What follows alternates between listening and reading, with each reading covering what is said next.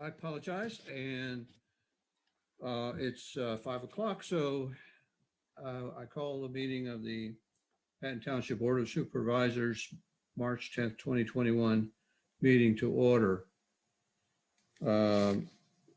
This is a purely Zoom session, so in order to participate, you have to be logged into the Zoom session. If I'm correct, Doug, it's also being simultaneously streamed on CNET, is that right? On their YouTube channel. On the YouTube channel, thank you. And actually on cable TV, you're right, so. Okay, so moving on, I would ask that anyone, that most people please mute your audio during the meeting and unmute yourself when you want to speak. Also, if you wish to speak, please use the raise hand feature of Zoom so I can see you. The rest of us can see who's waiting in line to talk. Trying to think if there's any other item of business. Please. Okay, the public comments is next. So if you have a comment on something that's not on the current agenda, then you can speak at this time. If you have a comment that's on an agenda item, then please withhold your comment until that item on the agenda comes up. So public comments, Mr. Mullen, yes, you're on. Thank you. My name is Kevin Mullen. I've owned a house in Patton Township for 22 years.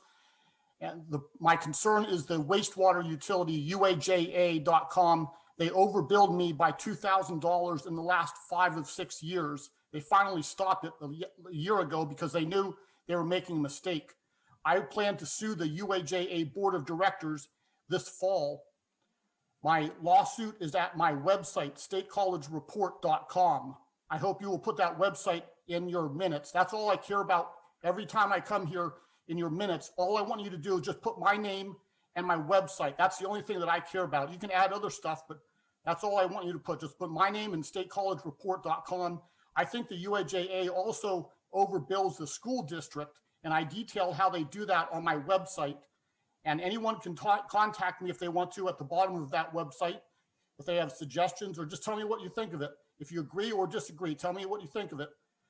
And I want you to know that your board of directors approved 2 UAJA representatives. I think it's David Durr and someone else. Well, David Durr and the other person have never talked to me for the last 6 years. They won't discuss my concerns with me. They won't answer my questions about the billing concerns. The whole UAJA refuses to just discuss this issue with me because they can't defend themselves. And my website is statecollegereport.com. Thank you. Thank you, Mr. Mullen.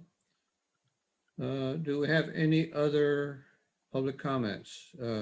Elliot, you have your hand raised. Go ahead. Unmute yourself first. Unmute yourself first.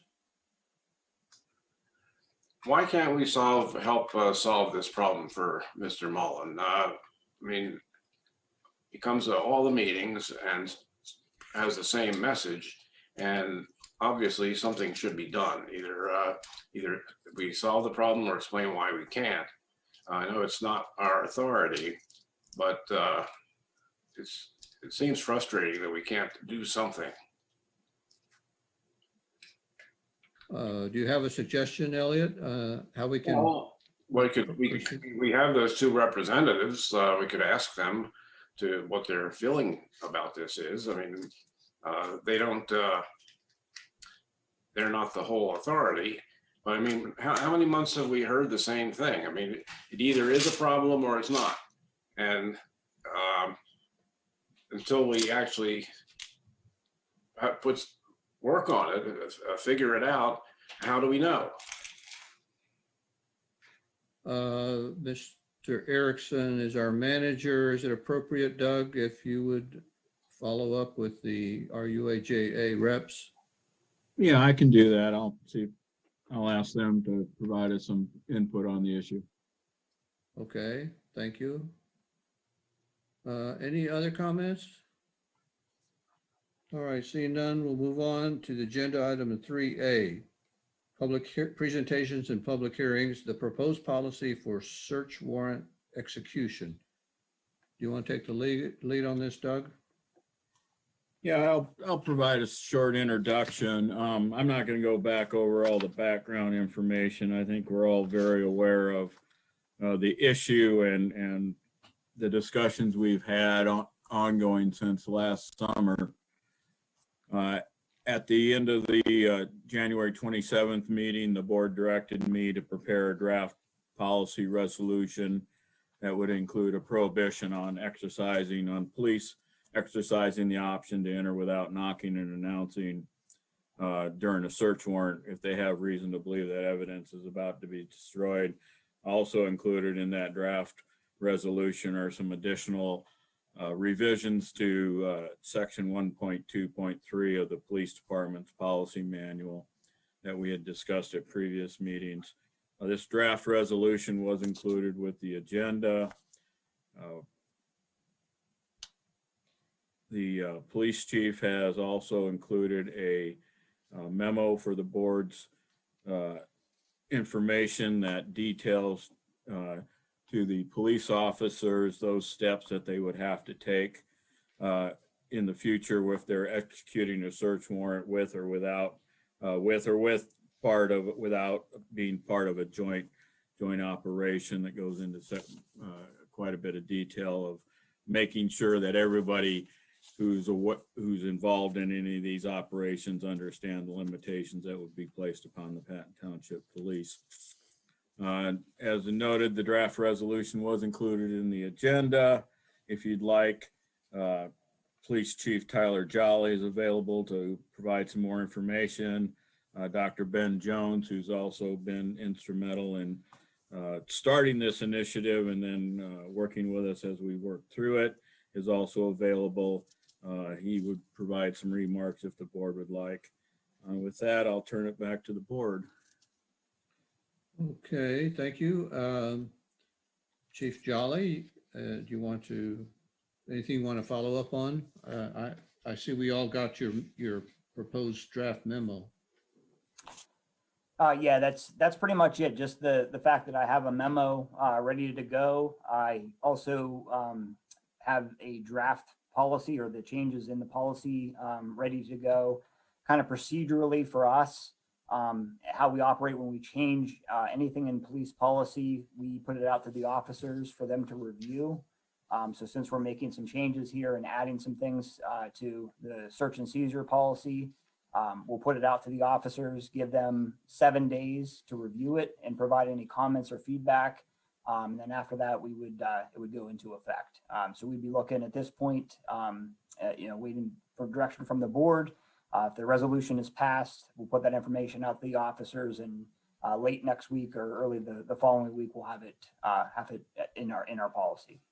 But yeah, like Doug said, the memo basically talks about how our officers are to operate here in Patton Township, or if they do go outside of Patton Township and are part of a multi-jurisdictional or a mutual aid situation, kind of how that should look when they operate outside of the township.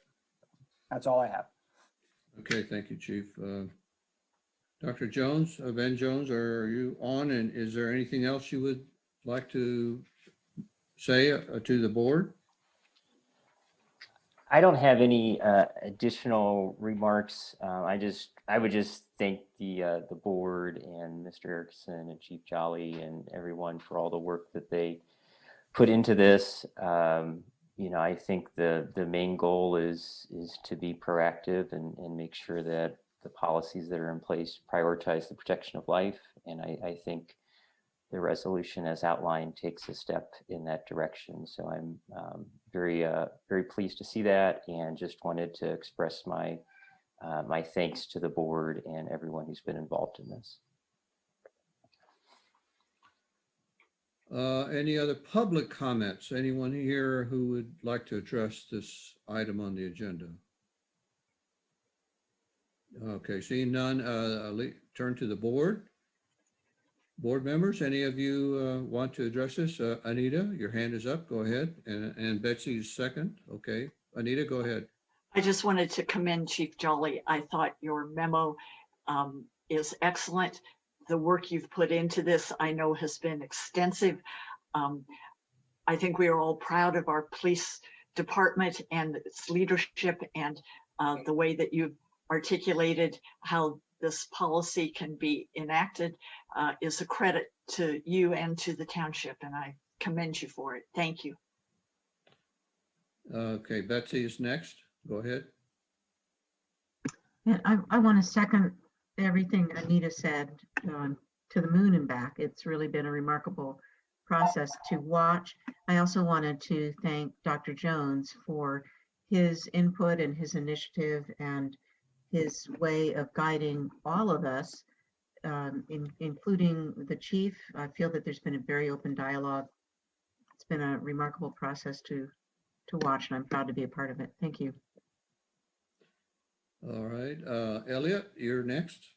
Do we know of anyone or any party that has any specific objection to any part of the draft document? Who are you asking? Anyone, whether it's the board or the department, the manager, anyone. Okay. I mean, because otherwise I would introduce a motion to pass this. To pass the resolution? Yeah. I still have time to speak. Yeah. Let's let Pam have All her, right, okay. her voice first. Go ahead, Pam. That's what I was asking. I too have to piggyback. It comes in threes to thank Chief and Dr. Jones and Doug for moving forward on this. It's like transparency. We have been transparent throughout this whole ordeal. And I just want to thank you all for the hard work, for this board sticking with your guns. I mean, and to our solicitor who did the research. It was a team effort. And this is what we talked about, that Patton Township is not just about talk, but action. So I thank you all. It's a giant step for equality, transparency, and keeping our community safe. So thank you. And I'm ready behind you, Elliot. Thank you, Pam. Any other board comments? Before we get to the motion, one more thing. Our solicitor, Betsy Dupuy, had addressed the board on this change in policy. I wonder, Betsy, do you have anything you want to inform us about that you haven't already told us? I don't have any other comments, Dan, and I had advised both the chief and Doug accordingly, so. Okay, thank you. All right, Elliot, I think we're ready for your motion. I can't read it, but I move that we approve this motion. Okay, moved and seconded that we approve resolution number 2021-005. Resolution of Patton Township, Center County, Pennsylvania, establishing policy for police department execution of search warrants. All right, we have a motion and a second. Any discussion? Any more discussion? Seeing none, let's have a vote. Just all in favor, say aye. Aye. Aye. Any opposed? Any opposed? No one's opposed. Motion passes. Thank you very much for all your hard work on that. Next, I believe, is the police update. Chief Jolly, you're on. Thank you. So a copy of the February 2021 police report was included in your materials. You'll see that we had 155 traffic stops, wrote 32 traffic citations, 4 parking tickets, and handled 11 criminal arrests. Some of the department notes that we had from February, we had a 35-year-old female who was arrested for possession with intent to deliver narcotics. And this resulted from an incident where the female was found under the influence in a retail store here in the township. The female, upon further investigation, was found to be in possession of 3.6 grams of cocaine and 15.1 grams of heroin. 25-year-old male was arrested for access device fraud. The male used a roommate's credit card to make purchases without the permission from the owner of the card to make those purchases. A 19-year-old male was arrested for attempting to purchase alcohol with a fake identification card and for possession of alcohol by a minor. One individual was arrested for driving under the influence, and officers served 5 warrants of the 8 that they attempted. And lastly, the officers conducted 4 vacation home checks in the month of February. Our officers did have to use force during one incident in February. Actually, our officers were assisting Ferguson Township Police Department with an intoxicated individual. The officers and EMS determined that the individual needed to be transported to the hospital for a mental health evaluation. The individual was already handcuffed, but began to resist when he realized that they were going to be transported to the hospital by ambulance. So the officers had to place the individual onto the floor where the individual was sedated by EMS prior to their transport to the hospital. Happy to report that there were no injuries reported by anybody involved, the officers or the individual.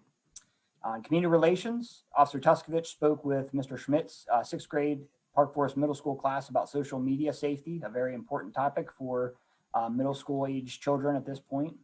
And our officers were obviously very proactive still in the school zones during drop-off, pickup, and throughout the day. Some of the training and department activities in February, our officers attended tactical response team training. Officer Finocchio attended training for internet investigations and intelligence. All of the officers in the Patton Township Police Department received 2 days of in-house training with a very heavy focus on use of force. Our officers also completed our yearly required training on infectious disease control and also taser and baton recertifications. On February 3rd of this year, we hosted assessors from the Pennsylvania Law Enforcement Accreditation Commission. Our agency is up for reaccreditation as our last year of a 3-year cycle was in 2020. So the assessors came here to Patton Township where they interviewed officers, they interviewed myself, they went for ride-alongs with officers, they toured our facility and checked out all of our operations, and then most importantly went through all of our proofs to make sure that we have proofs showing that we are abiding by the standards set forth by the state and by the commission. The assessors gave us a very positive review and said that they would be recommending our agency for reaccreditation by the commission, which would come up to a vote here in the next couple of weeks here in March. So we should be hearing something back from the commission very shortly, but we had a very, very positive experience. One of the assessors actually commented on how well written our policy is. So a testament to the department and to Sergeant Sean Albright, who's our accreditation manager, doing a fantastic job with that. I attended Task Force on Policing and Communities of Color meetings on the 2nd, 16th, and 23rd, the Campus and Community and Unity meeting on the 22nd, a presentation on diversity and law enforcement on the 22nd, and then I was the guest speaker for the Patton Township Business Association meeting on the 24th. We have a couple notes that we received from the citizens and residents of Patton Township. The first one is from a resident in the Brynwood neighborhood, thanking Officer Justin Sunderland for his presence and routinely patrolling the area and saying that they see all the other officers driving through the neighborhood. So just showing their appreciation for that. And then acknowledging the fact that they, from the previous board meeting, saw that Officer Sunderland and Officer McElrath were officers who received the Life-Saving Award. And the resident made a comment that they were not surprised by that they do a fantastic job. So it's nice to get that. And then another note from an EMS assist that our officers had responded to, a family thanking the officers for their efforts, their warmth and compassion during the event, and then just saying that they truly appreciated their dedication and service. So again, nice to receive that as well. I don't know if the calls for service came across. I see that in my agenda, at least it stops there. But just so you're aware, we had 377 calls for service in the month of February. That's a jump up from 310 that we handled in January. 94 of the 377 were traffic related and 49 were EMS assists. Of the 94 traffic incidents, 22 of those were related to Chick-fil-A. Some of those were self-initiated by the officers and others were complaints we received from the community.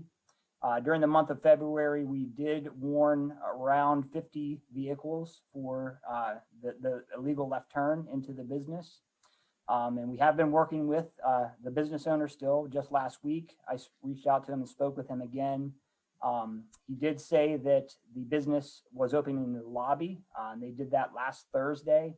So customers can now go in to place an order and to carry out food.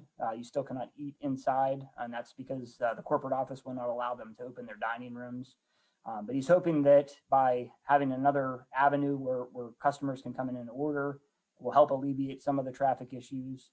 And then I know he's looking down the line. I think there's something later in the agenda about possibly another solution, hopefully a bigger one that will help out with the traffic issues. I did want to note as well too, we did have 7 identity theft calls. Mr. Erickson did a fantastic social media release just a day or so ago. The Department of Justice reached out and said that they are trying to make people aware of imposter or fake unemployment benefit websites. It's something that we're seeing quite a bit of now, and 4 of our calls actually were related to that in a way. So we just want to really remind residents, number one, if you are the victim or you think you might be a victim of a scam, please notify the police department, call and report it.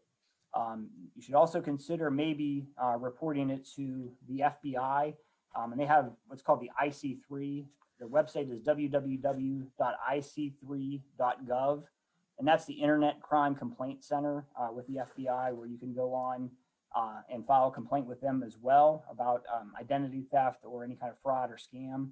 And they do a really good job of compiling information from across the country and kind of sometimes linking some of these cases together for us. The Federal Trade Commission also has a website, identitytheft.gov. Again, another way for you to get some resources about the reporting bureaus and different things like that. It's a fantastic resource, and they call it a recovery plan. So if you are the victim, a good place to go to get some resources that are available to you as a crime victim. And then also, lastly, the victims of crime in Pennsylvania can visit www.pacrimevictims.org to again, report and possibly be compensated financially down the line by the state. But again, we just strongly encourage our residents to keep a very close eye on their finances if any of these things are happening or happen to you. You also may want to consider hiring a private company such as like LifeLock, just to monitor your personal information because these compromises can cause a lot of issues, definitely. So that is the end of my report. I'll be happy to pause and take any questions if you have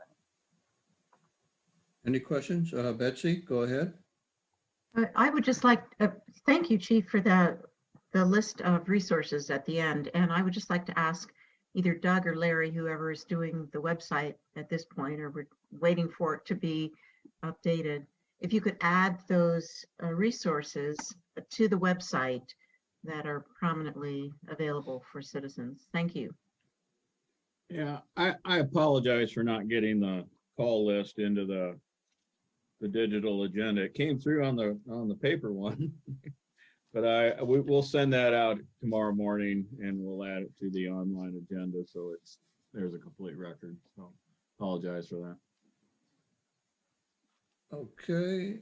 Any other comments on the chief's update? Okay. Mr. Chair. Anita, go ahead. Yes. Chief, I was delighted to see that Officer Tuskovich gave the presentation on social media safety to 6th graders. I would think that's a big issue for parents, but parents and 6th graders probably don't visit the same information sources. I'm just wondering, it was probably something that could be at a regional level, but if his talk or resources could at some point be posted on our Facebook website, or if that parents would go view for that. I don't know how you reach the target audience the best, but it seems like this is important information to get out to families, and especially as we consider hiring a communications person and redoing the website.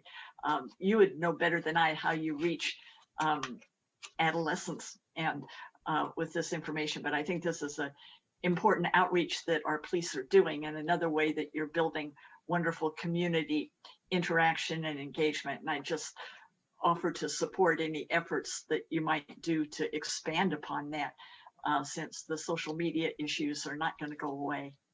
Thank you. Okay, Betsy, you still have your hand up, so if you don't really have a comment, maybe you can disable that, the raise hand feature. Thank you. Any other comments on the update? Okay, next, Chief, go ahead with your next part of the agenda on community initiatives related to policing. All right, yep, thank you. So Mr. Erickson just asked me to provide the board with a little bit of an update on particularly the two task forces that I've been involved with, the mental health task force and also the task force on policing in communities of color that I'm currently involved with. And then also on community and campus immunity, just to be sure that the board had a little bit of background about these organizations and the task forces, so that again, just to be a little bit better informed maybe as to what we're doing with these. And I know as part of the agenda, he had links to, as far as for CCU, their Facebook page that has a little bit of information on there. The Mental Health Task Force, it's a landing page on the State College Borough website, particularly for the Mental Health Task Force. It has a lot of information about the task force and also the task force's final report. And then for the task force on policing in communities of color, there's a link in the agenda that takes it to a press release, I believe from Penn State News, about President Barron's reconvening of the task force. But just to kind of break these down a little bit further for you. So Community and Campus in Unity, their mission statement is to promote a multicultural community that respects and celebrates diversity in our area. CCU was launched in 2014. Again, it was thought of as a way to bring together State College's diverse population of people from our town and also the campus of Penn State University. Really, we have four goals. It's to provide education and awareness, to serve as a platform for students and others to be heard, and where appropriate, recommend a course of action, to respond to high profile or emotionally charged issues in the community. And then lastly, to recommend policy, protocols, and or practices to other government entities like local government, Penn State, our schools and businesses that can help improve the quality and unification for all persons in the community. Now, from that work over the past 6 or 7 years here, two subgroups have formed. The first is the Policy and Advocacy Committee. And their goals are to educate CCU body on local and state government, to build awareness on policy issues and recommend policies, and to serve as a platform to be heard to address policy issues. And then more recently, another subgroup kind of formed was the Center Region Anti-Bias Coalition. And they look to build relationships to increase regional diversity, equity, inclusivity, so DEI advocacy, improve CCU responses and community building, to connect municipalities with DEI-focused resources, to build inclusive communities and support equitable access, to inform municipal leaders on DEI-focused engagement, and lastly, to educate community members for DEI-focused action and engagement across jurisdictions. Just to give you an example from the last meeting, our last couple of meetings that we met, some of the topics that we talked about, the Unitarian Universalist Fellowship had a member there, and they were talking about how they were intending to send a letter to several state and federal law enforcement agencies about the damage that occurred to their fellowship a few months ago. And then other recent events, which included damage of Black Lives Matter signs in the Lamont area.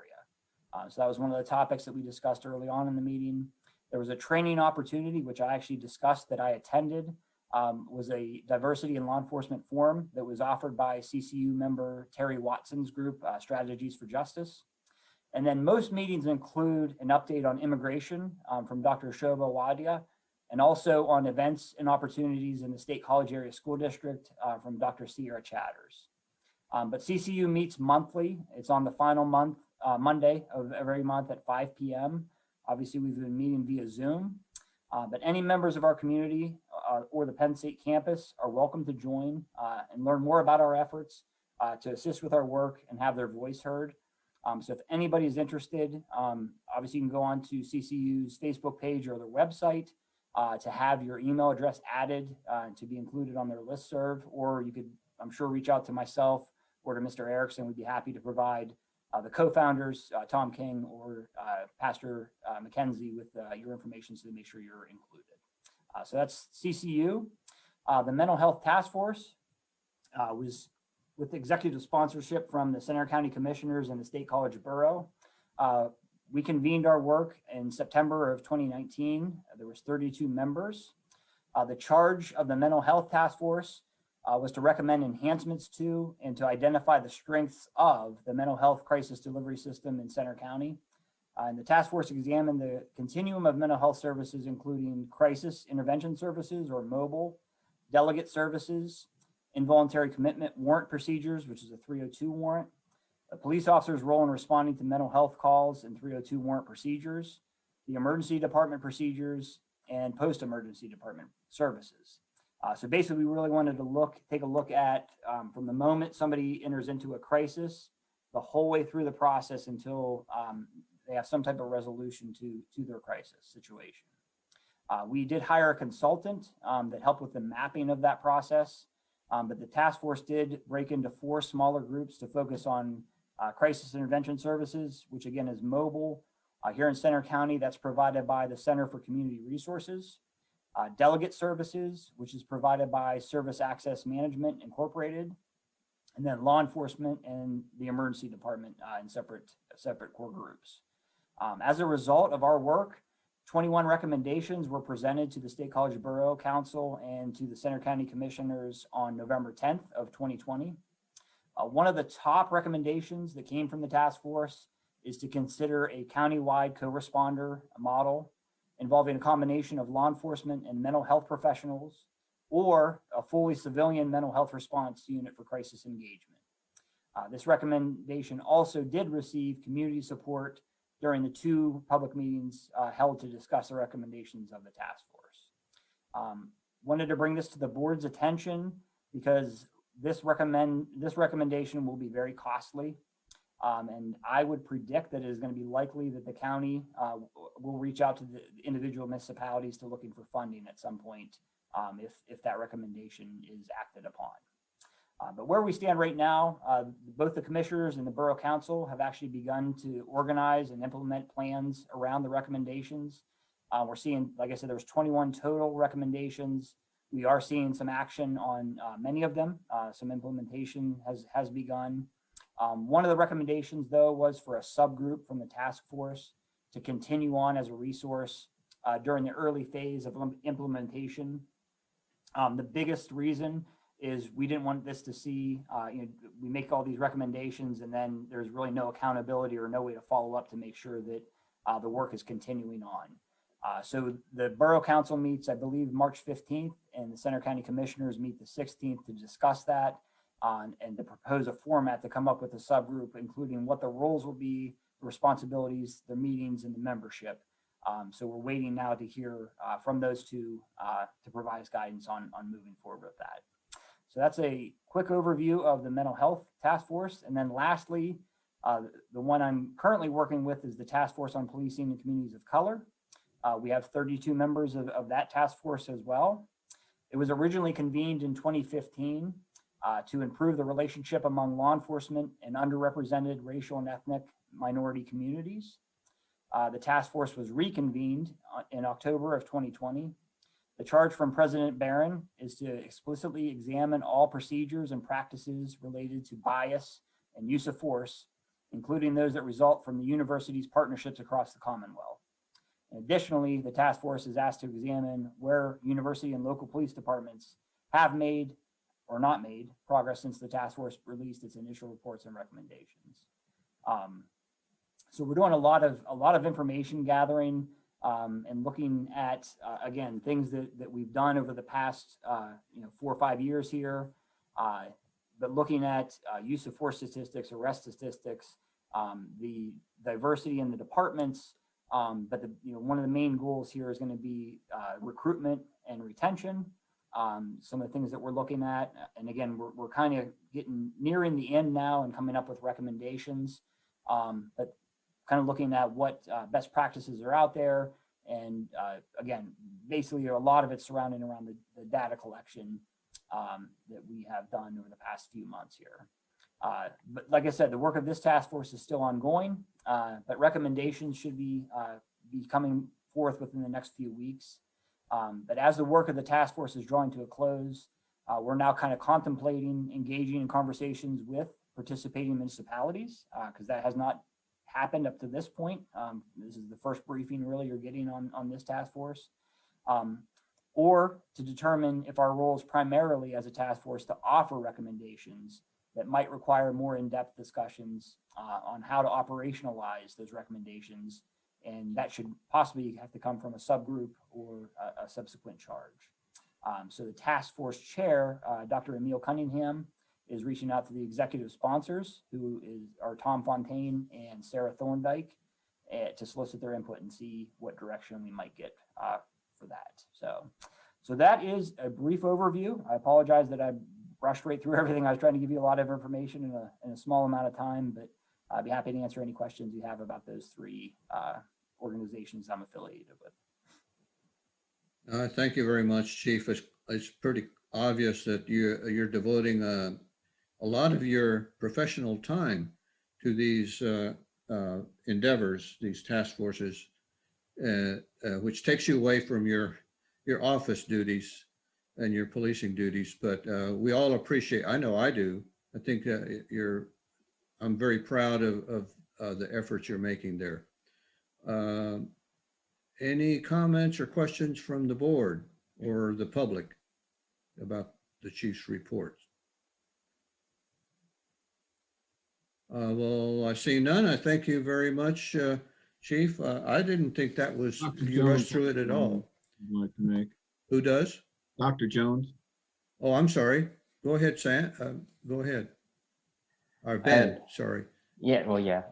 Thank you, Chief, for that report. And I just had one comment with regards to the mental health task force. And, you know, I was really pleased to see the recommendations that came out of that. And I think if we're able to move forward with those could have some really beneficial effects for the community.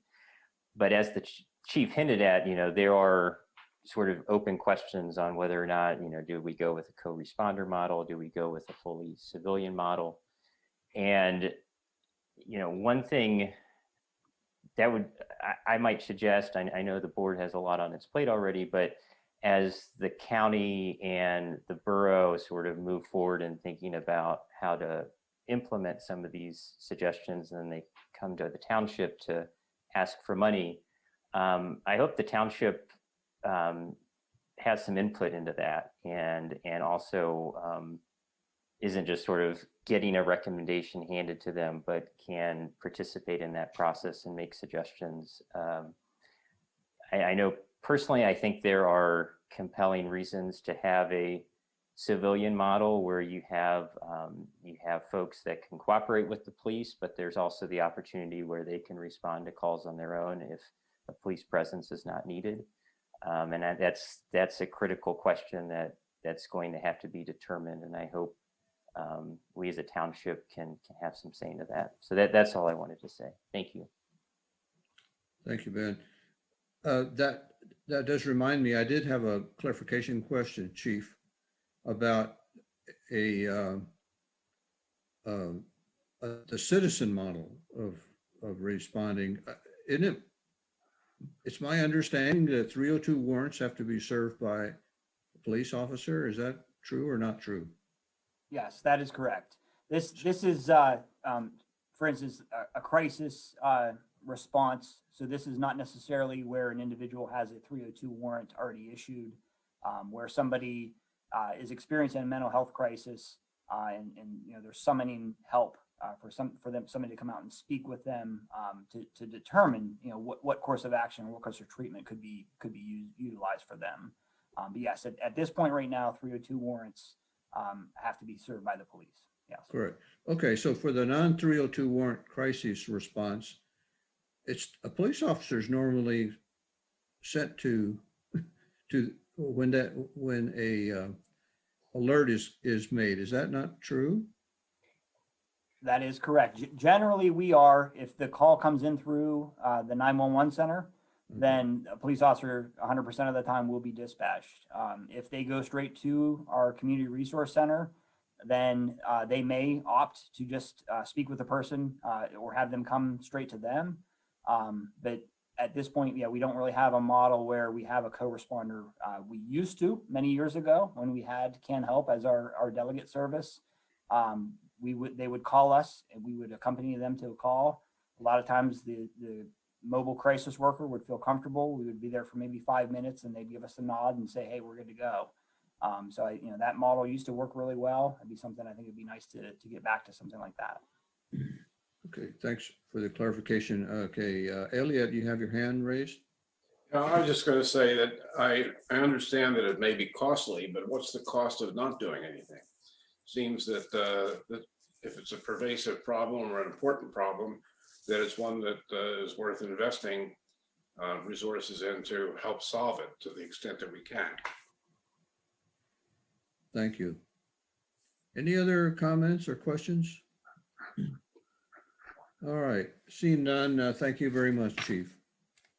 We'll move on to 4C, policy discussion on standards for use of deadly force. Doug, you want to take the lead on this? Yeah, I put together the following schedule that's included in the agenda. We started this discussion again with other topics back last summer.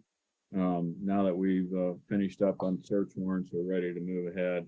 This is the last of the three that we identified last summer as areas of discussion. So I propose the schedule will on April 14th do an in-depth review of the information we have. April 28th, then I've asked the chief to be prepared at that time to provide his response or his proposed changes, if any, for our local standard. All the way through this process, I would ask that the board members, if you have questions about information or if you want to make sure that there's specific information required, speak up now or at any time. The earlier, the better. That gives us a better chance to get more information and get it in a form that's easily digestible for you at the time. After April 28th meeting, we'd go into a public input process as we did with the search warrants, both reaching out through social media and some listening sessions that we would do by Zoom. Bring all that information back to the board on May 26th.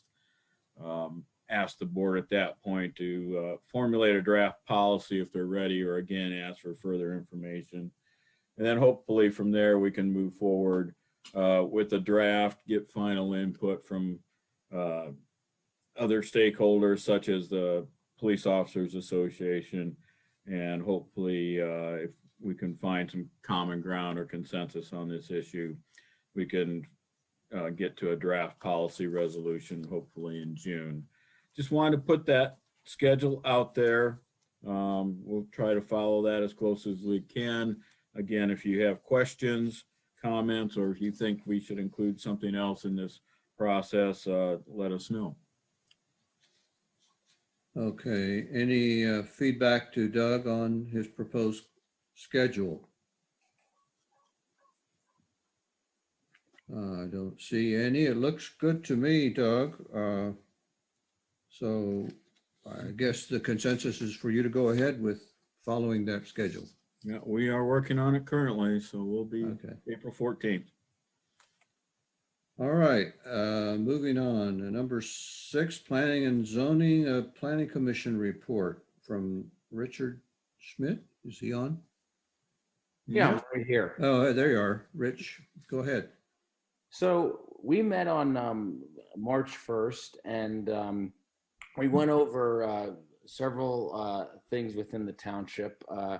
The first was we talked about the replot of the Andrew Scott lands, and we came to a consensus.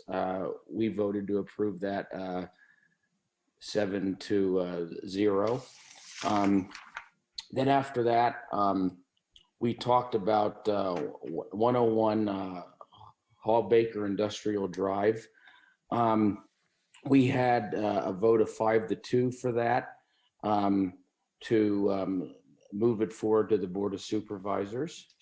And then after that, we talked about having the option to submit our land development plans via email, and we voted for that to go forward as well.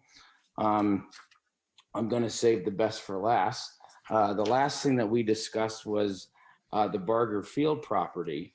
So I would say that, speaking for the other 6 members of the Planning Commission, we came to a unanimous consensus that we would recommend that there were some street lighting put in order for this property to go forward.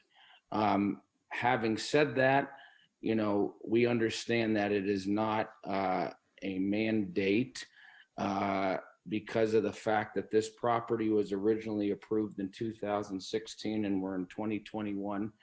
But we, left open the option based on this property. Does it make sense going forward? Primarily because of some increased traffic on Route 550, to explore the possibility of discussing a township ordinance going forward. Obviously, this property, would be dating back to 2016. So I just want to make that very clear. But we all felt, all 7 of us felt that the need for street lighting was something that we would want to see. And I just wanted to make sure that, I made that clear when I gave my Planning Commission report. The only other 2 work session items that we talked about was we are starting to dive into some things with the sign ordinance. And we had a lot of discussion specifically about how we should handle signs in the township right of way. And we felt as a planning commission that, we felt that there should not be any signs in the right of way. And we haven't come to a conclusion on that, but just from our discussion and taking a look at some other township laws on signs. So we're going to continue discussing that. We haven't settled on anything, and it's kind of a ongoing task that we have. So that's everything that I have to say. And if anyone has a question, I will answer anything that you have. Thank you. Thank you, Rich. Looks like Betsy has her hand up. Go ahead, Betsy. Oh, great. Thanks. Thanks, Rich. 2 questions. The dissent on the rezoning of the Hawbaker Industrial Drive, what were the rationale for the dissenters? And then the second question is relating to the signs. Are you referring to like campaign signs, temporary signs, or so that's probably an easier one to answer. Yeah, so we were referring to, and I believe that I'm correct in making this statement. The way that the Supreme Court decision is regarding signs is that you have to allow all signs and cannot monitor, quote unquote, the content of the signs in terms of where you place them. So from what we discussed, we were not interested in having any signs in the right of way. So that would include all signs regardless of the content. And that's the way that, for my interpretation, from what we discussed at the meeting, that's kind of what the Supreme Court decision said. In regards to your second point on the Hawbaker property, I can say that I do not know the specific reasons why two people dissented on the vote. I will say some of the discussion prefaced, and I will commend Alex on this. Alex did a fantastic job in presenting the data on the traffic. I don't want to speak for the two people that dissented against the vote, but we did have some conversation regarding just some traffic trends going forward and trying to do to the best of our abilities to not have another traffic situation concurrent with some of the other properties along the same street. But I will say again that the information that we got made it explicitly clear that we don't anticipate the same traffic situations to occur at this property, regardless of what the owner decides to put in. So I don't know if that answers both of your questions, Betsy. Just if I could, a quick clarification. So I shouldn't have said political signs. I guess what I meant to say were temporary signs, many of which are political, but there are yard sale signs and going out of business sale signs. Those are the signs you're talking about, the temporary ones, right? Yeah, so Okay. we Thanks. did have a discourse on that, and I'm going to give Bill Burnett a lot of the credit for pushing this discussion forward. He had a lot of information on this item, and him and Nicole both did a lot of study on the current court cases that encompass various townships' sign ordinances. And from my understanding, we were sort of contemplating going forward to not allow any signs in the quote unquote right-of-way area. But again, we're just exploring this at this time. And, you know, I think it's safe to say that we're not anywhere close to determining a final ordinance for the township. And one other thing, my understanding, sorry, Dan, I just want to jump in here. Oh, no, that go ahead. College Township also has a pretty regulated sign ordinance. So just making a statement there. Yeah, so if I'm not mistaken, Nicole gave us Ferguson and College Township's current sign ordinances. So we have been, you know, taking a look at that information, and you know, there's some things that we discussed that are in line, and there's some things that we discussed that maybe we had, you know, a little differing opinion on in some regards. So yes, we've been made aware of both of that information. Thank you, Rich. Any other questions? If not, let's move on to the 6B, final subdivision plan of Barger Fields. Doug, you start this, or Nicole? Who wants Nicole. to- Nicole, go ahead. Thank you. So this plan proposes creating 10 single-family homes. It is an 82.54 acre lot located in the rural district. The preliminary subdivision plan was approved back in August of 2016. There will be a public road, Marion Way, to be constructed 750 feet into the site to access lots 10 and 11. The remaining lots will be served by private drives.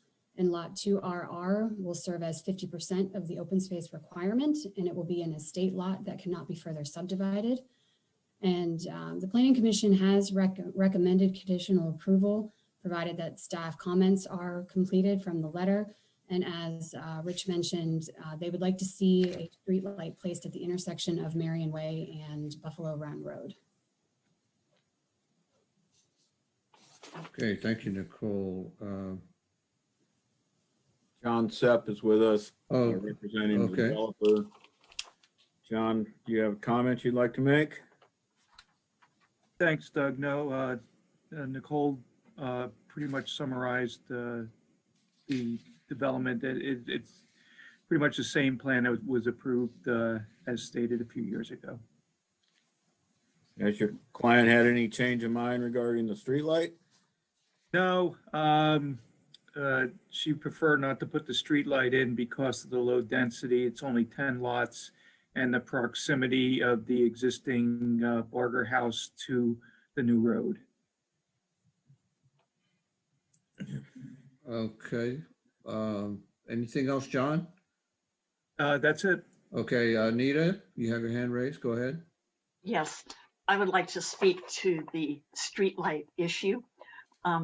As Levi Holmes knows, our board is legally constrained from requiring you to install the streetlight on the intersection of the New Marion Way and Buffalo Run Road. We can strongly recommend it, but we cannot require it, and nor can we deny the plan based on a lack of streetlight. However, I'd like to make a personal appeal to the developer Olga Levi of Levi Homes to please reconsider, and even this evening to tell the board you will install a streetlight.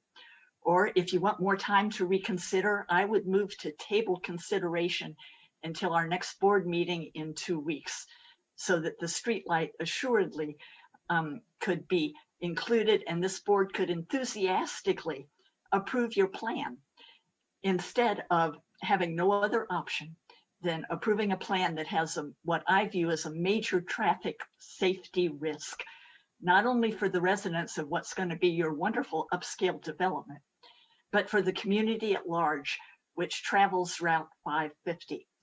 And that's a road that once was a sleepy country road, but is now a major commuting thoroughfare. And after I saw that our township staff had recommended this streetlight for public safety purposes, and after hearing the very strong support for the streetlight voiced by our Township Planning Commission, and I would urge everyone to view the CNET recording of last week's Planning Commission meeting, in which they adamantly spoke of the need for the streetlight. I visited the site yesterday to see it for myself. And I know, Ms. Levi, you are familiar with this site, but for the benefit of the citizens and possibly the media that is watching this on CNET, I wanted to share my impressions and a few pictures. And I parked at the end of Eagle Field Road, which is across from where the New Marion Way will enter Route 550. And in the short time I was there, I counted probably a dozen cars zooming by on Route 550, and I would imagine many are going beyond the 45 mile speed limit. And I took pictures of Route 550 in both directions. This is looking south as you are parked there at Eagle Field Road. The New Marion Way would be immediately off to the left. And this is looking north on 550. I can see how, and then the third picture is just looking straight ahead, which I imagine somewhere Marion Drive would be, Marion Way would be entering that. And I can see the way the road goes on these two things that kind of comes down to a looped, a lower spot. And I can see how, especially at night, cars are going to come over from the south and the north, and they're not going to be expecting cars turning out of this new housing development. And you spoke of the house, and I don't know if this was the house that you were referring to in terms of a possible street light interfering with that house. But I took the picture, you can see it again on the looking to the north of 550, and did my little Google Earth measuring. It's 235 feet from where the intersection would be.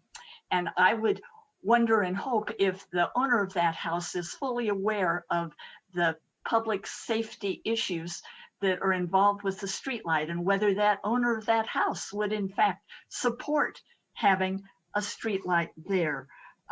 I view the streetlight as a matter of public safety. It respects the lives of the residents who are going to move into this wonderful new development.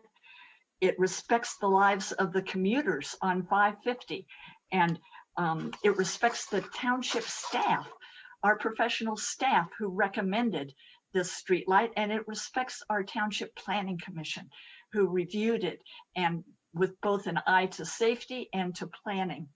And I have the highest regard. I've Googled the Levi homes. I'm very impressed by what you build. I have the highest regard for the quality of these homes. And I noted the State College magazine 2 years ago featured a story of a Levi home that was purchased by Sandy Barber, the Penn State Vice President for Intercollegiate Athletics, and what a high quality home that was. And the many quality Levi homes built in the Rocky Ridge development and elsewhere. And the design plans that you provided for the Planning Commission and the supervisors tonight, if you look through all of those, I'm so impressed. They are such attention to detail, but every detail except what I think is a very important one, and that is the safety matter of this street light. So I am asking, please, Ms. Levi, tell the board that you will add the street light for a matter of public safety. Thank you. Okay, thank you, Anita. Pam, you have your hand raised. Yes, thank you. I too am concerned that even though we can't make a decision, that our planning and our experts that we rely on has made this recommendation first of safety, if nothing else, safety. And it was kind of brushed aside. I'm very concerned on that, very concerned. I think we need to extend the olive branch to see if the developers would reconsider putting that traffic light there. As Chief was just giving us a report on traffic, how it increased this year. You know, not even this year, but this month. So, you know, it makes you wonder why we put these departments in place to help boards like we have here, and to take in consideration their expertise, their research, their time and effort to make the recommendation to our board, and to just disregard their recommendation. I'm a little concerned, but I'm in support of just giving the developers another moment to reconsider. We're talking lives, safety, and it makes a difference. It really does. So as we move forward to this board, I think we just may need to, you know, ask again to the developers, would they reconsider that our planning boards have decided that it is necessary that we put a traffic light there. Thank you. Just clarification, it's not a traffic light, it's a street light. No street light. Yeah. Elliot, you had your hand raised. Go ahead. I agree with this line of talk, and just wondering how long we can legally hold off on approving this before it goes into effect automatically. That's it. No, it's Doug, and it looks like he's out of the room. Let's hold that question till Doug returns. Well, let me say this. I don't think that the developer necessarily has to pay for this, but it could be assessed to the homeowner association if there is one on that street. That's the way it's been done in other places in the township where people have wanted to have lights. I know there's one near the beginning of Ambleside on Atherton Street, and it's very helpful. And especially when it's foggy at night or it's dark, especially in the winter time. And it's not a public light. It's funded by the people that live near it. And essentially it's you put it up and they pay the electric bill. But I think it's needed. And I don't see any rush to approve this if we can't get something done. Doug, did you hear Elliot's question? Yes, I did. Okay. That's where I went to check. Oh, okay. We have to take action on this plan by May 2nd. Okay, there's plenty of time. All right, next is Betsy, go ahead. Great, thanks. So a couple of my questions have already been answered. First of all, I want to thank Anita for her extensive research that she's done on this and the insight with which she presented some of her ideas. And I really do like the question that she asked of whether the resident of the house in question has been approached on that. I might add to that list of questions whether the residents of the development have been asked about this. And the other is a question about the long range situation. We're talking 5, 10, 15 years down the road, as it were, of streetlights in general on 550 as development expands beyond Patton Township. But obviously 550 is in part of Patton Township. I should say development expands beyond the developed area in Patton Township and in the State College area in general. So Doug, that's an overall question, I guess, for you about at what point or under what circumstances does a road then require streetlights, or does a municipality consider that? No recognized requirement for streetlights, let me put it that way. So there's no standard out there that says streetlights shall be installed at such and such a point. The board does have the ability going forward to change our regulations to require streetlights in circumstances like this. There was a debate back about 20 years ago. Elliot probably recalls some of the folks back there were pretty adamant about not adding lights to the rural area to keep the skies dark. And, you know, back 20 years ago, staff would make the same recommendations and the board would say, no, we don't want streetlights, even if sometimes the developer was willing to put them in. So going forward, the board we could have that discussion and come to that conclusion. But again, there's no recognized standard. We get discussions, we get questions from people in some neighborhoods in Patton Township wondering about streetlights. Some of the areas are very dark, and that's just it's kind of the Patton Township way in certain areas. So. Can I get a clarification there? So you're saying that if the board decided it wanted streetlights in a certain area, it could request regulations change and review those regulations? You could go through the process of changing our subdivision and land development regulations through an ordinance, and then from there on, it would apply to all new developments that would be submitted after that. So that would be, I guess we're encouraging the planning commission. So Rich and Nicole can take that back and say, please continue your discussions on streetlight requirements. Yeah, if that's the consensus of the board, we can make that a work item for the planning commission. I'd like to make a motion to that effect. Let's hear from Elliot. He had a follow-up. So, and then you can make your motion, Betsy. Elliot, go ahead. Motion may be fine, but another thing to consider might be reflectors. If you have effective reflectors in a location, they serve very well because the headlights illuminate those and you can tell what's going on. Some areas, but in rainy weather, for example, this past winter, it's been almost impossible to see the white lines on Atherton Street in the area, you know, past Chick-fil-A and those other places. I don't know what the standards are for paint reflector, but you go out on the interstate and you can see the lines, and the line should always be visible at night.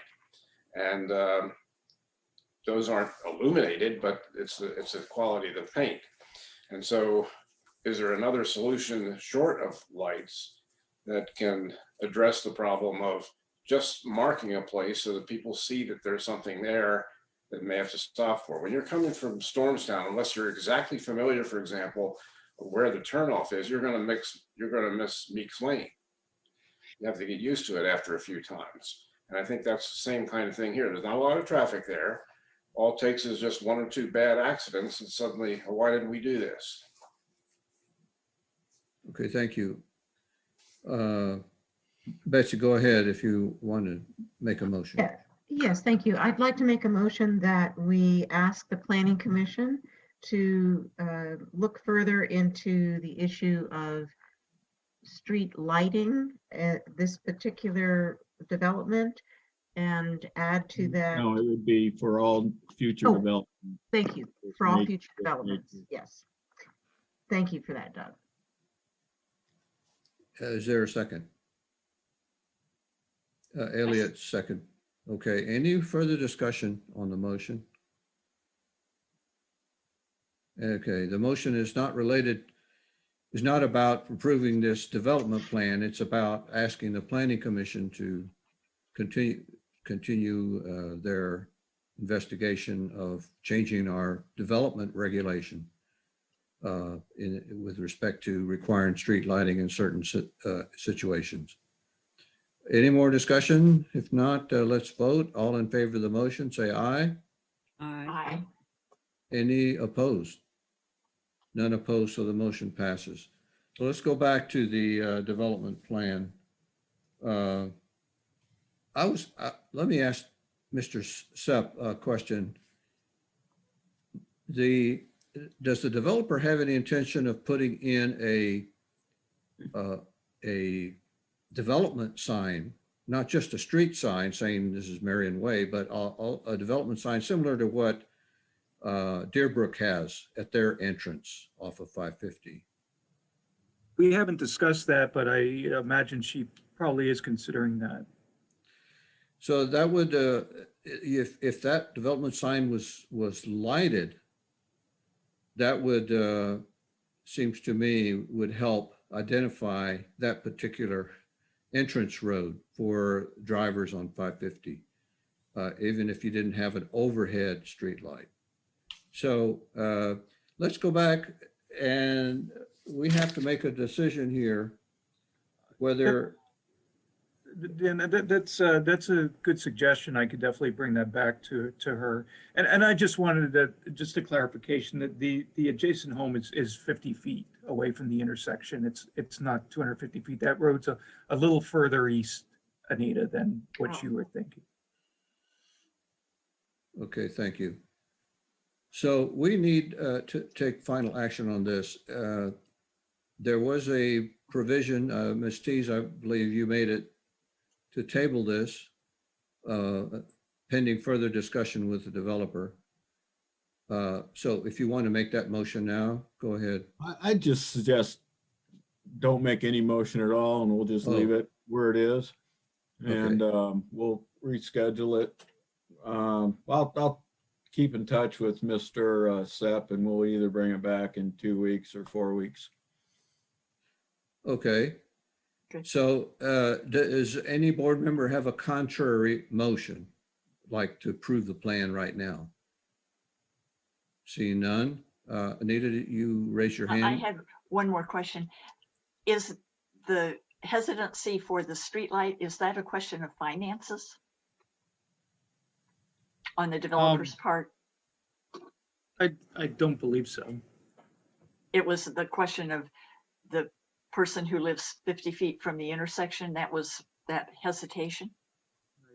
So yeah, that was the major consideration.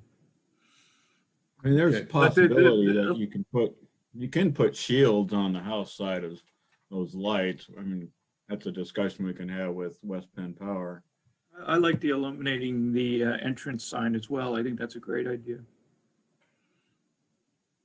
Thank you. Okay, so the recommendation by our manager is just simply not take action tonight, and that it will be added to a future agenda to discuss. So I'll be in touch, John. Great, Doug. Thanks. Night, everybody. Okay, I see no, well, Elliot, you raise your hand. Go ahead. That was just a reaction of thumbs up to what you said. Oh, okay. All right, so the board's consensus seems to be to not take action tonight on this and review it again later. Next item on the agenda is 6C, rezoning recommendation from Planning Commission regarding 101 Hawbaker Industrial Drive. Nicole, do you want to start this? So the owner of this parcel is requesting a zoning change from industrial to general commercial. This item was first viewed by the board in January, and it was given to the Planning Commission for discussion. The Planning Commission discussed this at their February and their March meetings. Most of the conversation centered around traffic impacts, and it was noted that any facility constructed on this parcel will have to utilize Hawbaker Industrial Drive as the access point as opposed to North Atherton Street. Traffic impacts were analyzed using a fast food restaurant for potential high use area, high use. Peak trips per hour were calculated using figures from the existing Taco Bell and Chick-fil-A on North Atherton and Patton Township. The Planning Commission does recommend approval of this request, but it was a 5-2 vote. And I also am not entirely sure as to why the two people that did not vote in favor voted that way. Okay, thank you, Nicole. So,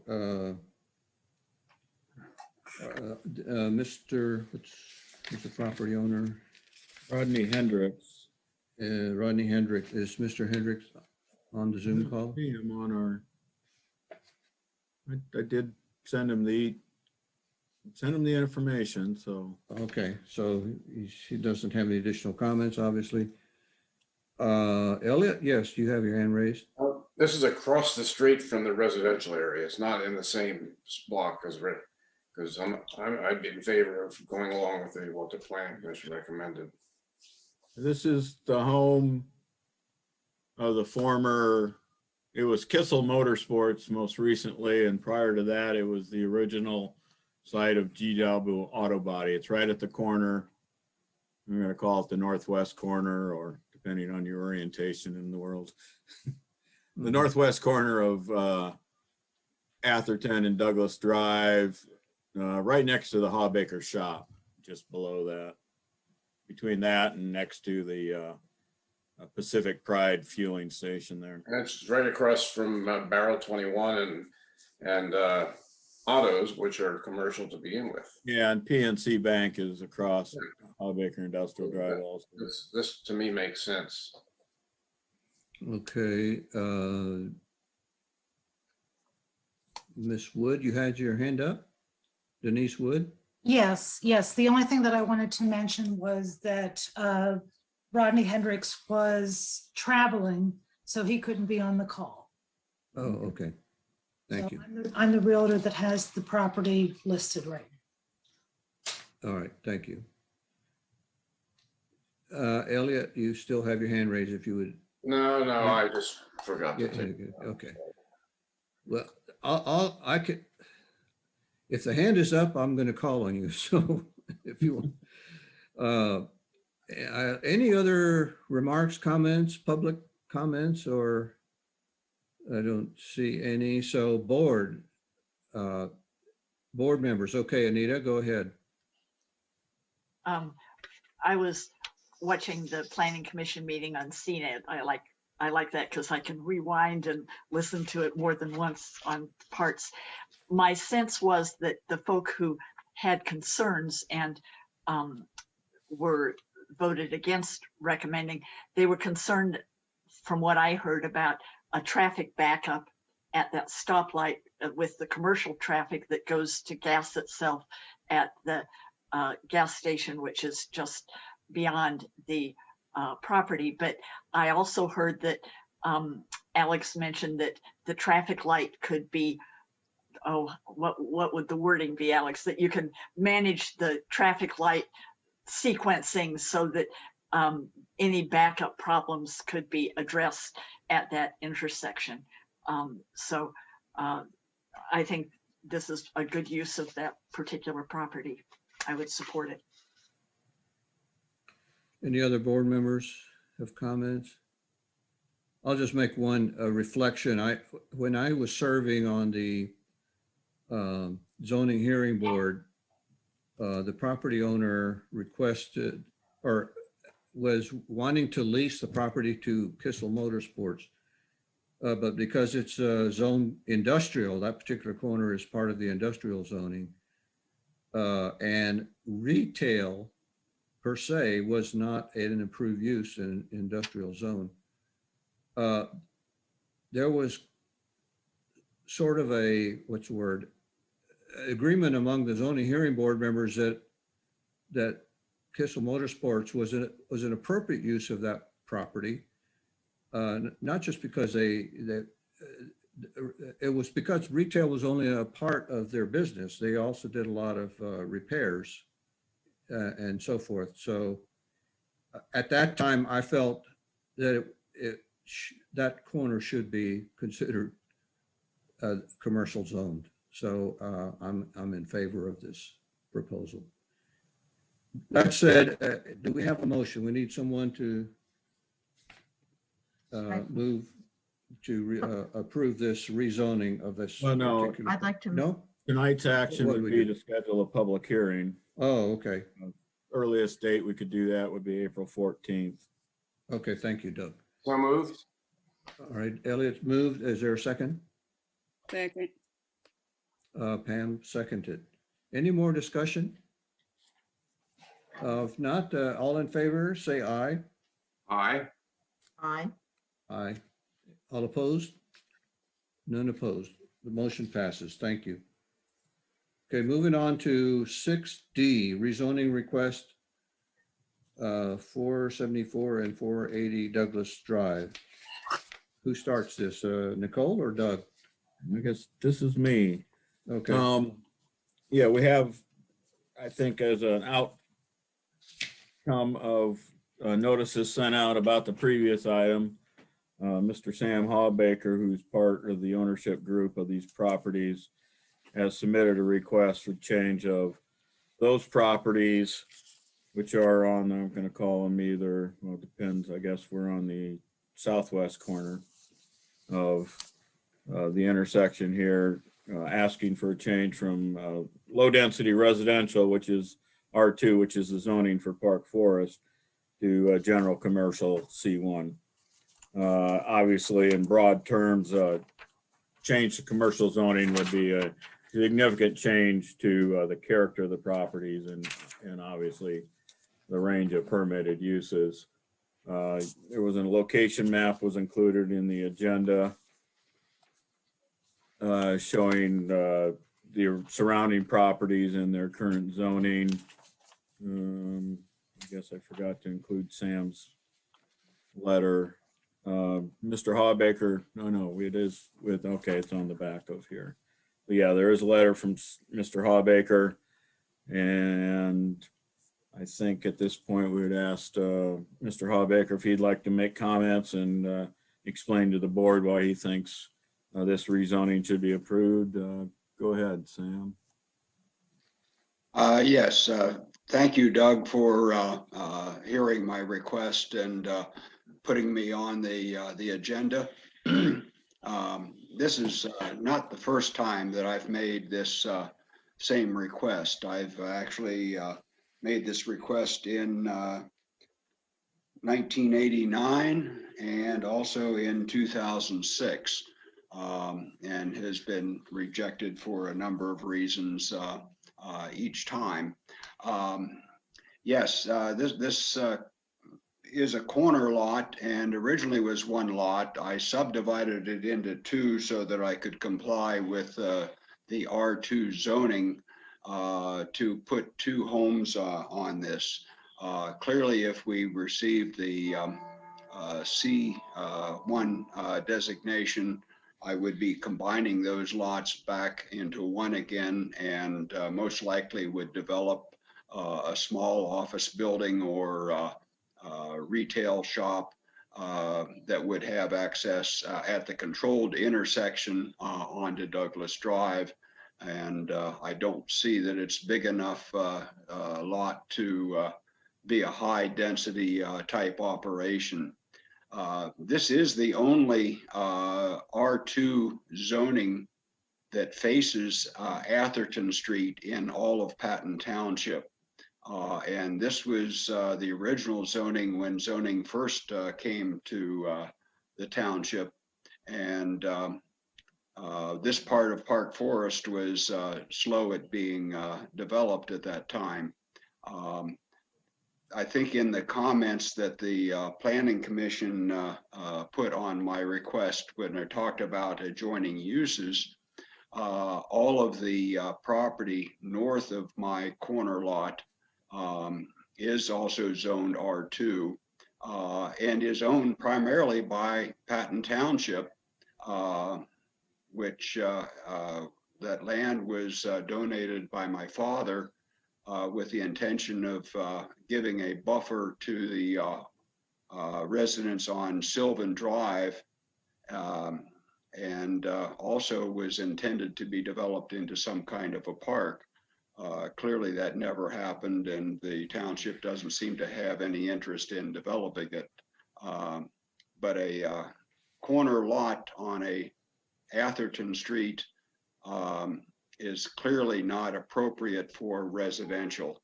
I've had trouble keeping tenants in those mobile homes.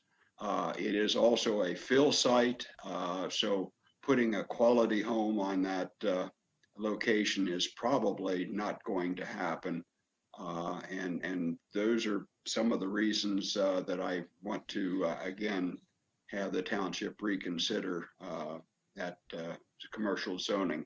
Certainly, if it's appropriate for the space across the highway, it would be appropriate for this location. Thank you, Mr. Hallbaker.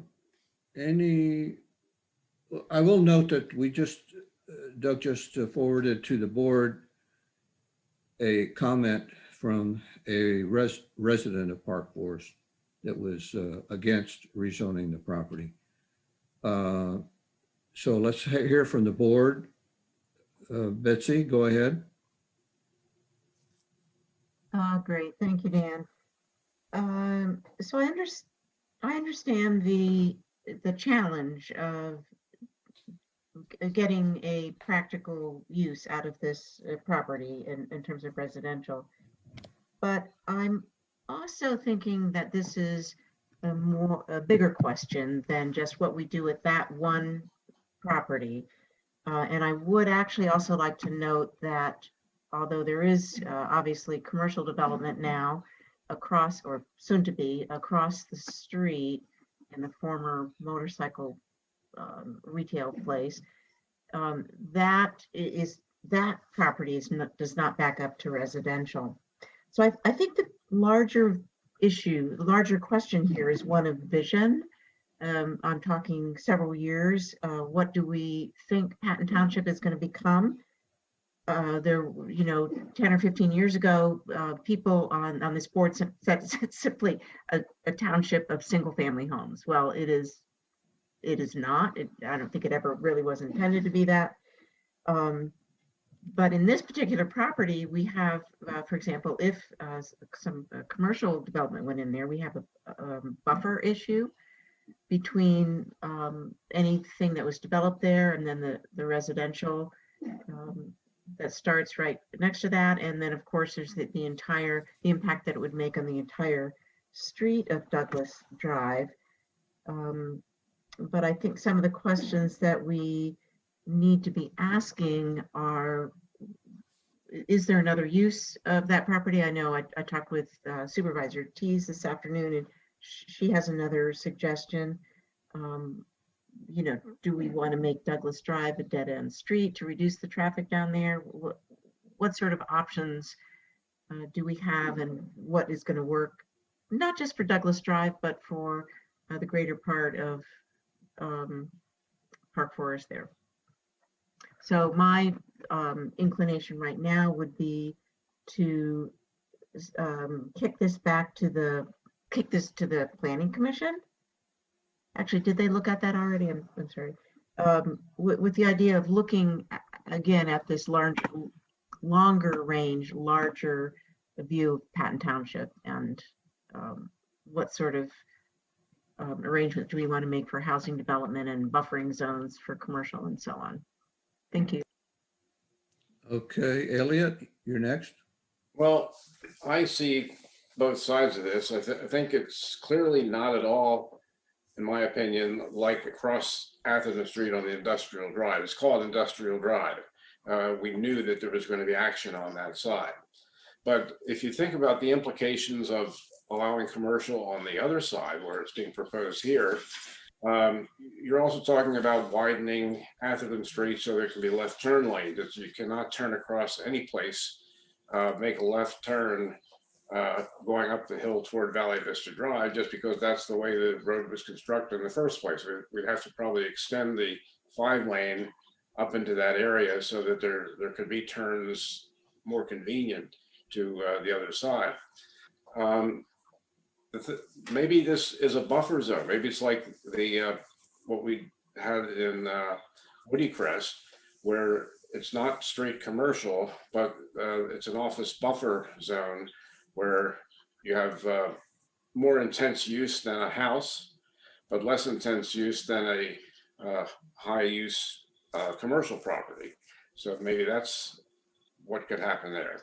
But I think before we do this, let's look at the also the distance from Atherton Street to the first house on Douglas Drive that is actually a house, the distance to the house, because I'm not sure how much different that is than the distance from Atherton Street to the houses behind Chick-fil-A. Is it the same width or is it different? Because most of Park Forest is it's only a block away from Atherton Street at its edge. Yeah. Okay, any more comments from? Mr. Yes. Chair. Yes, Anita, go ahead. I also support referring this to the Planning Commission with a request for the visioning that I'm seeing the Planning Commission do more of in these various requests that come their way. I liked the comments that the citizen made in the letter that we received today, questioning whether this is the time. Is this the time to do that? And as somebody who's involved now with our Patton Township Housing Task Force that will be bringing recommendations at the end of the year and looking at ways to encourage workforce housing, I realize, Mr. Hawbaker, that you need to make a profit on your property, that you need to have the satisfaction of seeing that property develop to the best use that you believe it can have for the township and for the residents. But I would hope that we could wait a while to see what other options might come up. I hear you saying that you're having trouble keeping tenants in those two houses, but you're keeping tenants. I know that Woody Crest, for instance, and I respect Elliot's suggestion of an office buffer, but Woody Crest people think that they're being nibbled like Pac-Man, that their area of housing is being constrained one lot at a time by an office here or an office there.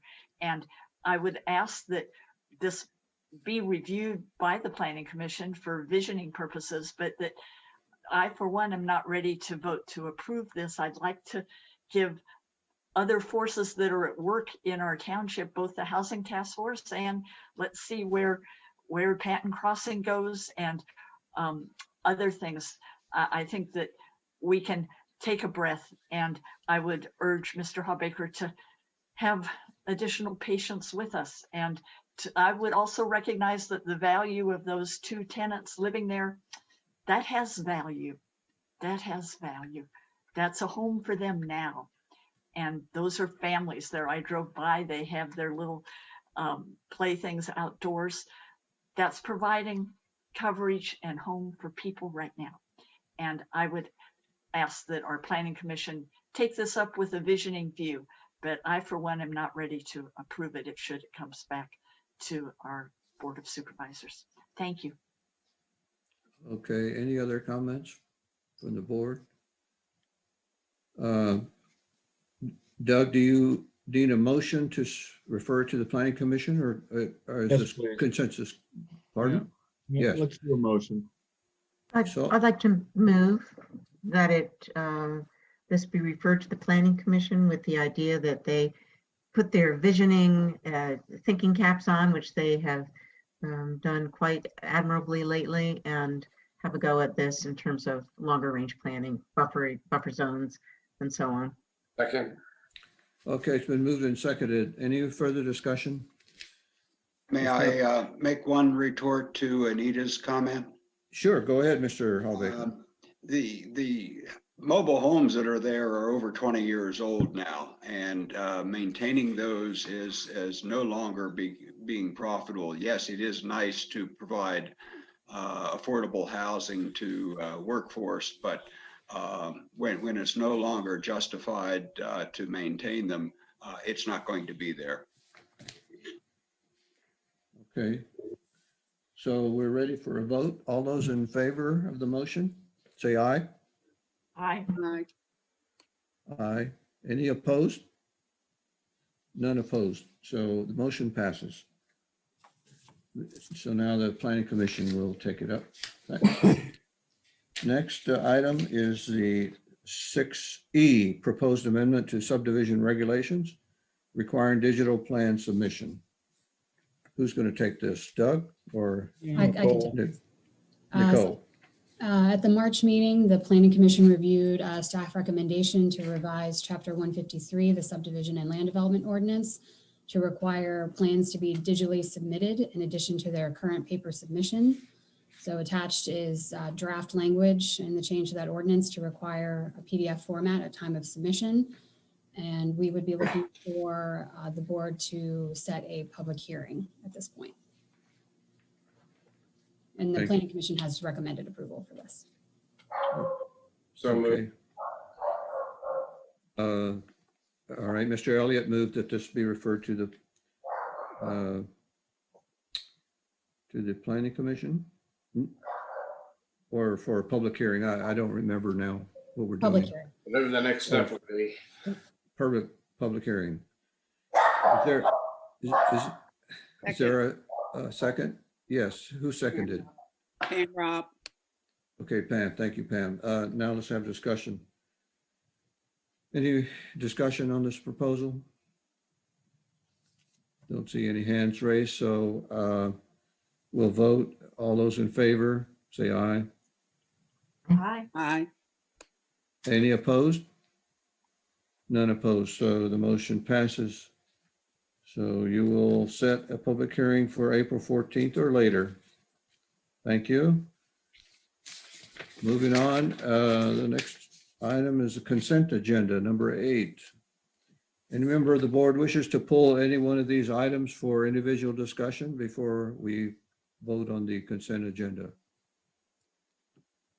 Seeing none, is there a motion to approve the consent agenda? So move, Pam Rob. Is there a second? Second. No. Second by Betsy. Discussion. Seeing none. All those in favor, approval of the consent agenda, say aye. Aye. Aye. Aye. Any opposed? None opposed, so the motion is approved. Moving on to number 9, managers report. Thank you. Had the development update was included in your agenda. If you have any questions, I'll respond to that. And a couple other things to add, traffic related wise. On Atherton Street, Patton Crossing has completed all the work they need to do on Atherton. And so we're back open to 2 lanes down there in front of their site. And then also we did have a meeting with Chick-fil-A, the Public Works folks and myself had a meeting with Chick-fil-A last week. They are looking at adding a second drive-through lane for their facility. So we gave them some feedback and they'll be working on that. Hopefully we'll see an amended land development plan come forward sometime soon to help address that issue. Any questions? Had a couple of pieces of correspondence. There was a report from the Center county recycling and refuse. Patton Township, this is the recycling for everybody in Patton Township. So we can congratulate ourselves. We diverted 309,000 pounds of waste from the landfill last year that went into recycling that will go back into the economy to make new products. So congratulations to everybody there.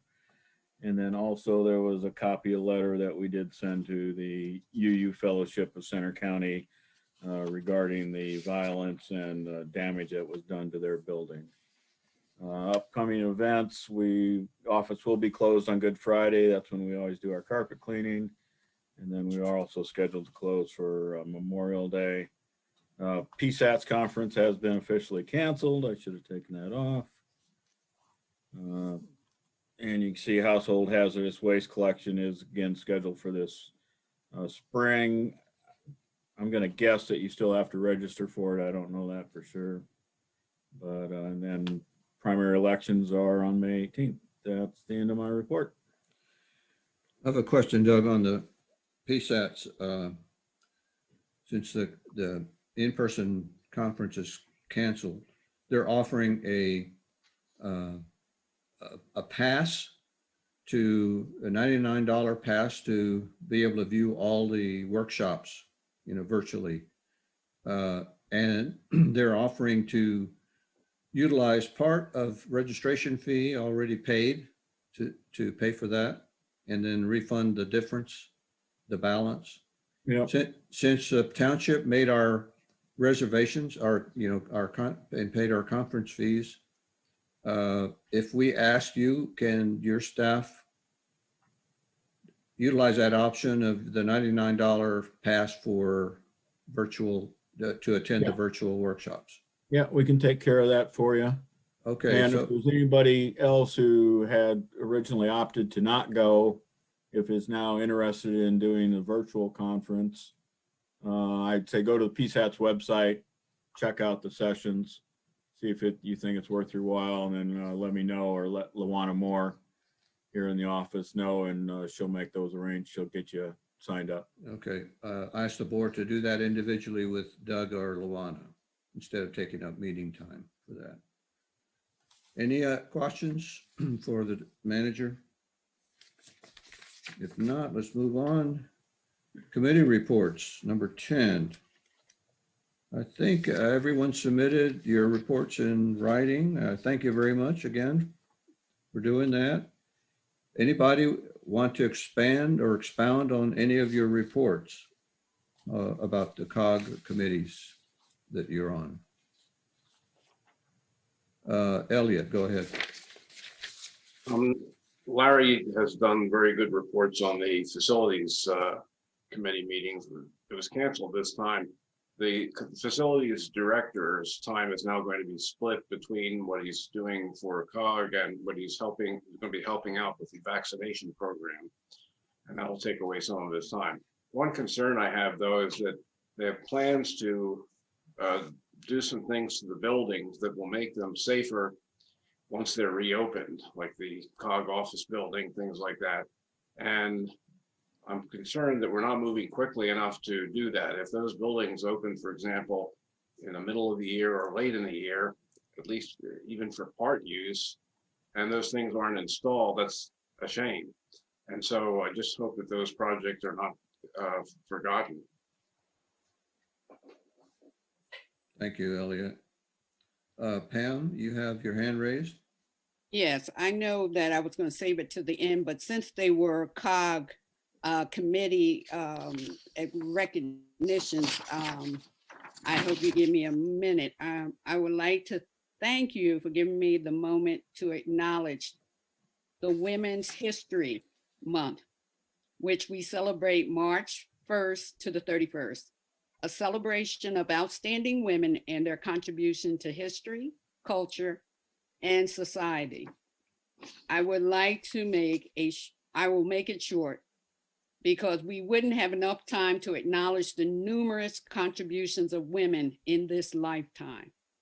But I would like to acknowledge two extraordinary women who were honored recently by COG.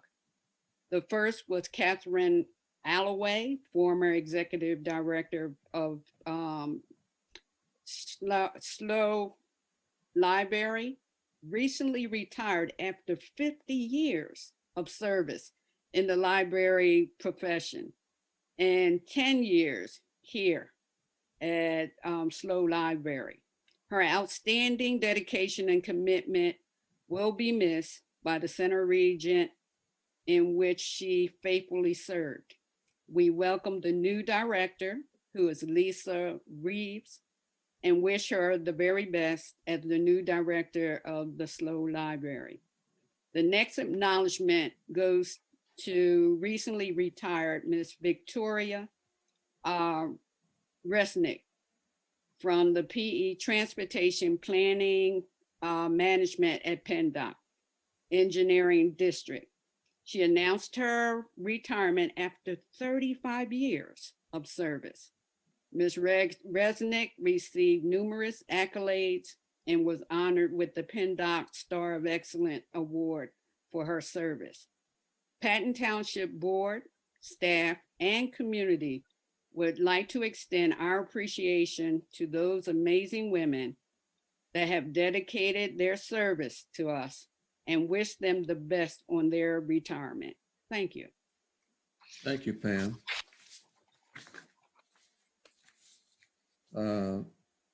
Any other committee reports, discussion, or comments?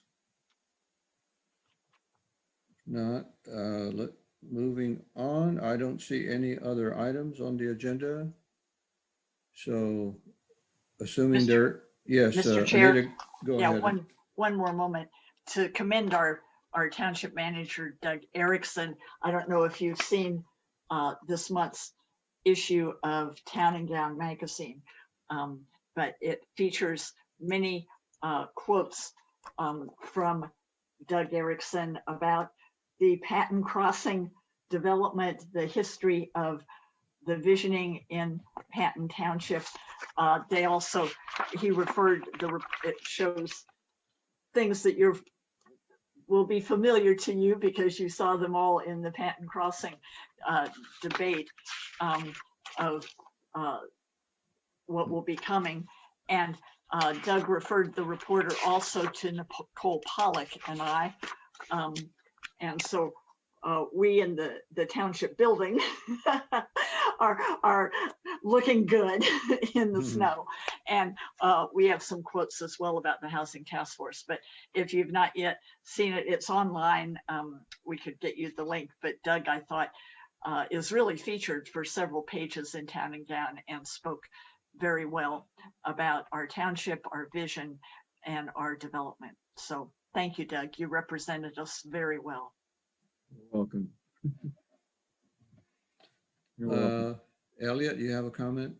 No, I agree with that. And Doug, it's not the first time that you've done something excellent, and I'm sure it's not going to be the last. And those of you also who received recognition, that's excellent. That's very good.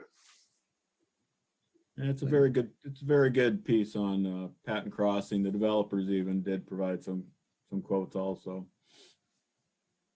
Great. Well, I'm happy that we're now back to 2 lanes at that development. It sure took a long time well, maybe for a construction standpoint, it wasn't a long time, but for a commuter standpoint, that was a long time. Yeah. To be restricted to 1 lane. Any other comments or questions or no?